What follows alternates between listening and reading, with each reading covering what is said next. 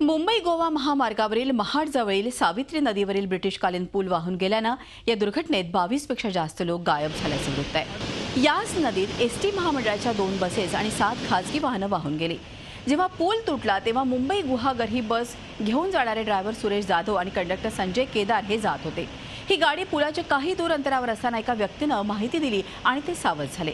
पुलाजवळ येताच त्यांनी हेडलाईटच्या प्रकाशात आपली अवस्था पाहिली आणि एसटी मागे वळवली आणि एसटी पुन्हा मार्गस्थ होताना त्यांनी या सर्वांची माहिती वाटेतील वाहन चालकांना दिली आणि नंतर होणाऱ्या सगळ्या दुर्दैवी घटनांपासून सर्वांना सावध केलं। ठेवल्यानंतर पुढे चेक पोस्ट लागतो। चेक पोस्टवर वन वे चालू होतो, येणारा वेगळा ब्रिज आणि जाणारा वेगळा ब्रिज।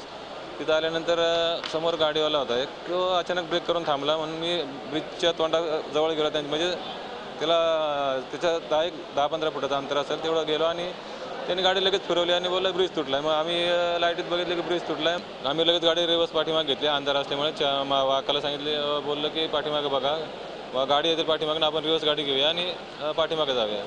आम्ही 100 मीटर गाडी रिवर्सने पाठीमागे अंधारातून घेतली। आम्ही रात्री 8 वाजता गागर बोरवली गाडी घेऊन निघालो होतो। चिपळूणला आम्ही भोजनासाठी रेस्ट केला होता 15-20 मिनटं आणि तिथून आम्ही निघाल्याच्यानंतर महाडला एक चेकपोस्ट आहे आपलं। त्या चेकपोस्टमध्ये एक वन वे आहे, एक जुना रस्ता आहे आणि एक नवीन रस्ता आहे। त्या रस्त्याजवळ चेकपोस्टवर आल्याच्यानंतर आम्ही जवळजवळ तो ब्रिज ज्या ठिकाणी तुटला होता तिथं आम्ही त्या ब्रिजजवळ आलो होतो। आमच्यासमोर एक कॉलेज गाडी उभी होती। ती कॉलेज गाडी उभी होती, ती अचानक त्यानं ब्रेक दाबला। आम्ही एक 15-1 फूट त्याच्या कॉलेजवाल्याच्या पाठीमागे होतो आणि ब्रेक दाबल्याच्यानंतर त्यानं फक्त गाडी रिव्हर्सला घेतला आणि आम्हाला ओरडून सांगितलं पुढचा ब्रिज तुटलेला आहे। ब्रिज तुटलेला आहे आणि तो थोडासा एक रस्त्याने तो निघून गेला। मग आमची मोठी गाडी असल्यामुळं आम्हाला जवळजवळ 100 मीटर पाठीमागे गाडी घेतली। आम्ही पाठीमागे गाडी घेतल्याच्यानंतर आम्ही आमच्या पाठीमागे येणाऱ्या लोकांना थांबवलं। पुढे ब्रिज तुटलेलं आहे, तुम्ही लोकांनी जाऊ नका असं त्या लोकांना सांगितलं।